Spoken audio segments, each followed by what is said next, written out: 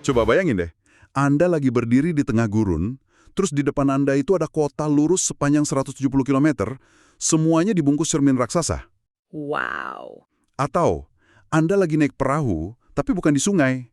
Anda lagi di atas jembatan air di angkasa. Di bawahnya itu lembah. Haha, iya. Ini bukan fiksi ilmiah lagi. Ini beberapa proyek rekayasa paling gila yang pernah dibangun manusia. Betul sekali. Anda udah ngumpulin materi-materi yang luar biasa soal ini. Jadi di obrolan kita kali ini kita nggak cuma bakal lihat daftar bangunan keren, kita mau coba bongkar logikanya. Gimana sih para insinyur itu mecahin masalah yang kelihatannya mustahil? Terus visi besar apa yang bikin sebuah negara rela keluarin dana triliunan? Dan yang paling penting, kita bisa belajar apa dari semua ini? Tepat. Dan yang menarik di sini tuh, ini bukan lagi sekedar soal beton sama baja, kan? Benar. Setiap proyek ini cerminan ambisi sebuah bangsa. Tapi di sisi lain, ini juga solusi ekstrim buat masalah yang beneran ada. Seperti krisis air gitu ya. Betul, krisis air atau kepadatan penduduk. Kadang ini tuh pertaruhan raksasa, sebuah eksperimen yang hasilnya kita bahkan belum tahu sepenuhnya. Ini cerita gimana manusia negosiasi sama alam. Oke. Mari kita mulai dari yang paling dasar, tapi mungkin juga yang paling gila. Bikin daratan dari nol. Haha, iya. Pasti kita langsung kepikiran Palm Jumeirah di Dubai. Bentuk pohon palmnya kan ikonik banget. Ikonik sekali. Tapi yang saya masih nggak habis pikir, gimana caranya mereka bangun pulau segede itu di laut cuma dari pasir sama batu? Tanpa fondasi beton sama sekali. Pasti gampang longsor, kan? Nah, itu pertanyaan yang bagus banget. Dan disitulah keajaiban rekayasanya. Mereka itu nggak cuma numpuk pasir. Oh gitu. Prosesnya itu namanya reklamasi, pakai pengerukan. Kapal raksasa nyedot lebih dari 90 juta meter kubik pasir dari dasar laut. Terus disemprotin pakai kekuatan tinggi buat ngebentuk daratan. Disemprotkan. Iya, tapi Anda benar, stabilitas itu masalah utamanya. Jadi solusinya ada dua. Pertama, pasirnya dipadatkan pakai teknik getaran super kuat. Kedua, dan ini yang paling penting, Apa tuh? pulau yang bentuknya sabit yang melingkari di luarnya itu, Pemecah gelombang raksasanya itu ya. Saya kira itu cuma buat hiasan biar kelihatan bagus dari angkasa. sama sekali bukan. Pulau sabit sepanjang 11 km itu pelindung utamanya. Dindingnya dibangun dari jutaan ton batu yang ditata presisi banget buat mecah energi ombak Teluk Persia. Jadi tanpa itu? Tanpa itu, Palm Jumeirah mungkin udah terkikis habis dari dulu. Tunggu. Ini kan jadi ada masalah baru kan? Kalau pulaunya ketutup gitu, air di antara dahan-dahan palemnya pasti jadi tergenang dong. Tepat sekali. Bisa jadi kayak rawa buatan yang kotor nanti. Dan para insinyur udah mikirin itu. Nah, disinilah adaptasi desain yang brilian masuk. Di pulau pelindung itu, mereka sengaja bikin dua celah besar. Celah. Iya, di sisi kanan dan kiri. Celah ini bikin air laut bisa terus sirkulasi secara alami, ngikutin siklus pasang surut. Oh, jadi airnya ganti terus ya? Betul, setiap 6 jam. Jadi air di dalamnya tetap bersih. Ini contoh sempurna. Kalau kita bangun sesuatu yang masif di alam, kita nggak bisa berhenti setelah selesai bangun. Kita itu menciptakan ekosistem baru yang harus dikelola. Selamanya. Jadi, Palm Jumeirah ini soal ambisi dan kemewahan. Tapi gimana kalau kita terpaksa bangun di laut karena beneran gak ada pilihan lain? Kayaknya ini kasus Bandara Internasional Kansai di Jepun ya? Persis, Osaka itu salah satu kota terpadat di dunia. Udah nggak ada lahan kosong buat bandara, dan kalau bangun dekat rumah penduduk, pasti diprotes karena berisik. Iya, masuk akal. Jadi, satu-satunya solusi ya bangun di laut, di Teluk Osaka. Masalahnya, dasar teluknya itu bukan batu karang, tapi lumpur, lapisan lempung dan lumpur yang lunak banget. Nah, ini dia. Salah satu catatan paling mengejutkan yang Anda kasih, itu fakta bahwa pulau buatannya ini terus-menerus tenggelam. Haha, iya. Itu kan kedengarannya kayak kegagalan desain yang fatal. Kenapa mereka tetap lanjutin? Disitulah jeniusnya. Awalnya banyak yang mikir gitu. Tapi para insinyur tahu, ngadepin alam itu kadang kita nggak bisa ngelawan. Menghentikan penurunan tanah itu mustahil. Jadi mereka pasrah aja gitu?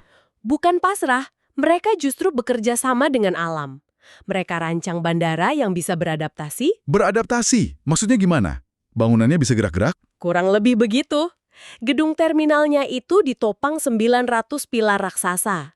Nah, setiap pilar ini berdiri di atas sistem dongkrak hidrolik yang bisa disetel. Oh, wow. Jadi, kalau sensor deteksi ada bagian lantai yang mulai miring karena tanahnya turun, teknisi bisa naikin pilar di titik itu.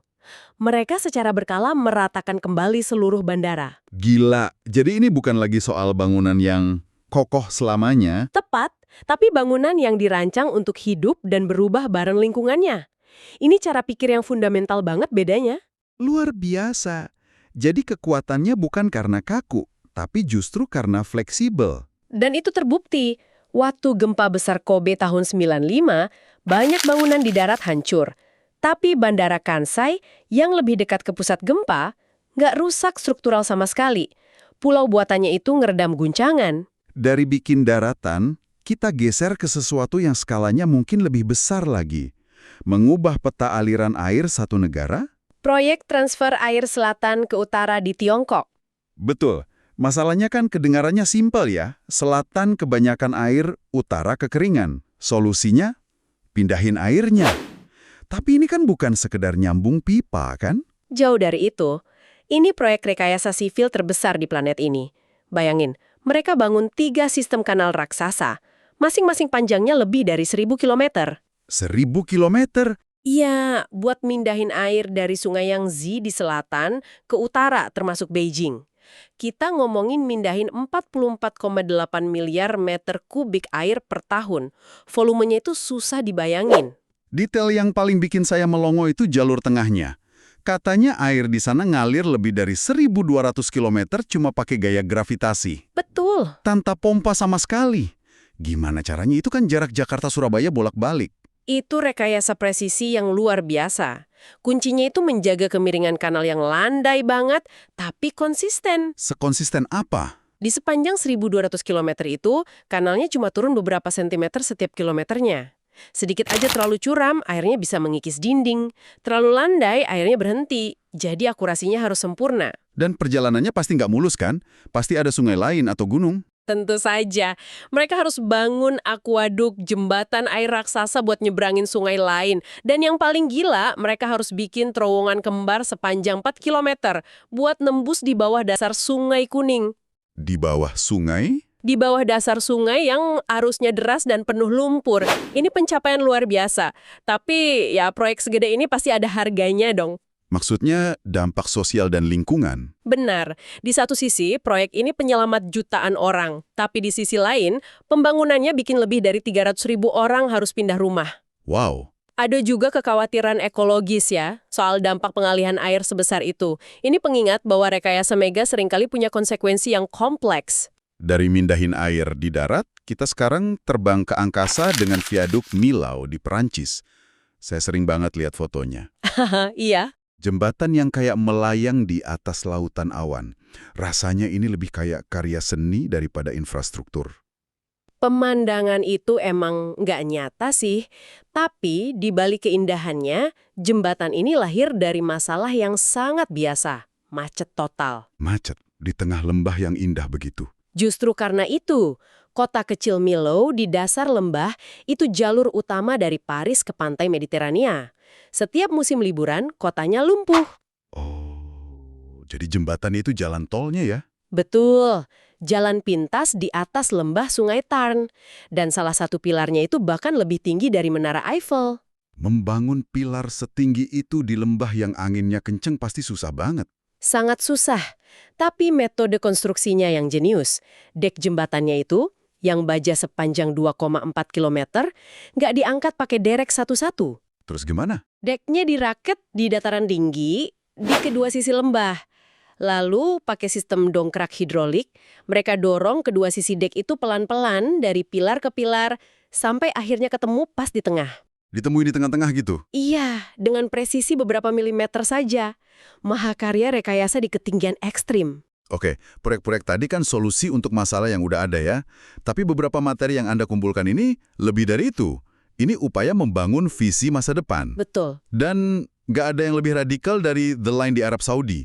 Konsep kota lurus 170 km di tengah gurun ini, kedengarannya kayak dari novel distopia. Distopia atau utopia, nah itu perdebatan yang lagi panas sekarang.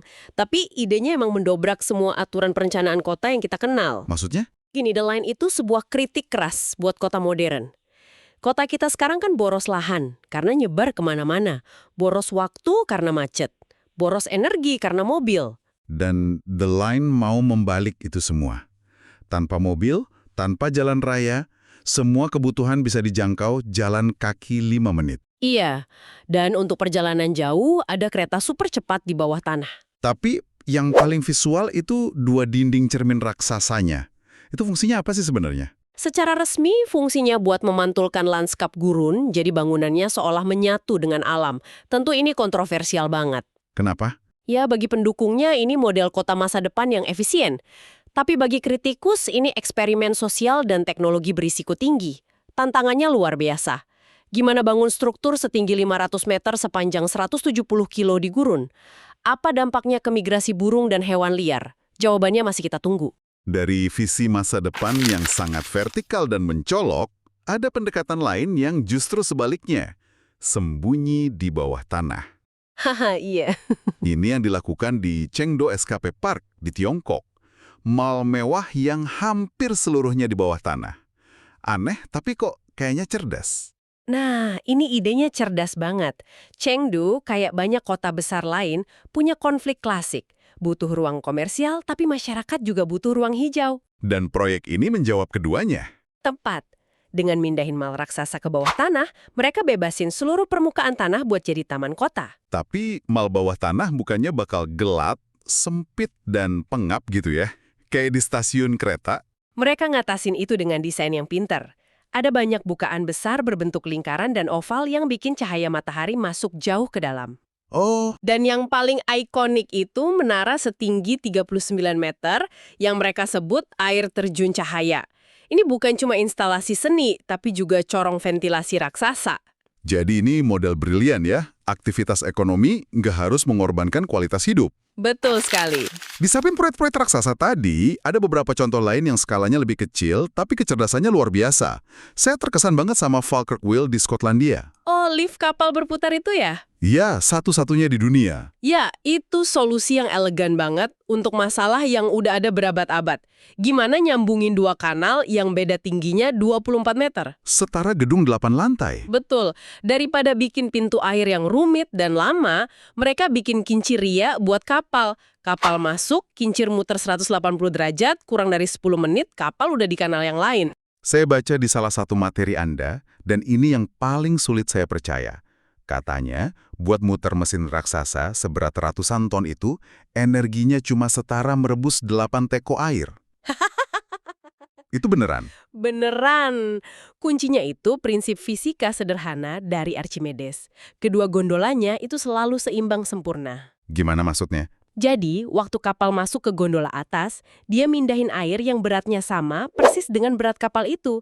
Jadi berat kedua gondola selalu sama, ada kapal atau enggak. Motornya cuma butuh energi buat ngatasin gesekan aja. Sangat efisien. Lalu ada Ponciselti Aqueduct di Wales, aliran air di langit. Ini dari abad 19, tapi masih berfungsi. Apa yang bikin ini istimewa? Sensasinya, itu saluran air dari besi tuang yang ramping banget, 38 meter di atas lembah. Yang unik, salah satu sisinya itu nggak punya pagar pembatas yang tinggi. Jadi pas naik perahu di sana, rasanya kayak beneran berlayar di tepi kehampaan. Sedikit nakutin, tapi luar biasa. Dan terakhir, sesuatu yang beda banget. Masuk ke perut bumi, tambang garam Slanik di Rumania. Betul, ini bekas tambang garam sedalam 208 meter yang diubah jadi atraksi surreal. Ruangannya itu gede banget, langit-langitnya setinggi gedung 15 lantai. Wow! Saking besarnya, di sana pernah diadain kompetisi pesawat model sampai lompat banji di dalam tanah. Udaranya juga katanya bagus buat terapi pernafasan. Jadi, setelah kita bahas semua ini, dari bikin pulau, mindahin sungai, bangun jembatan di atas awan, sampai kota cermin di gurun, pola apa yang Anda lihat? Apa benang merahnya? Benang merahnya adalah bahwa batas dari apa yang mungkin secara teknis itu terus-menerus kita geser. Proyek-proyek ini nunjukin perpaduan luar biasa antara imajinasi yang liar, ketekunan rekayasa, dan kekuatan teknologi. Mereka tuh monumen optimisme manusia, keyakinan bahwa kita bisa membentuk kembali dunia. Sebuah kesimpulan yang kuat. Tapi, setelah melihat semua ini, muncul satu pertanyaan penting yang mungkin bisa jadi renungan buat Anda di rumah. Apa itu? Saat kita makin mahir membangun struktur yang dirancang untuk bertahan berabad-abad, jembatan, bendungan, bahkan kota baru, Apakah kita juga membangun visi jangka panjang yang sepadan untuk kemanusiaan di baliknya? Atau jangan-jangan kita hanya jadi semakin hebat dalam membangun monumen-monumen megah yang mengesankan untuk masa kini, tapi mungkin abai terhadap dampaknya bagi generasi-generasi yang akan datang? Itu pertanyaan yang jauh lebih sulit dijawab.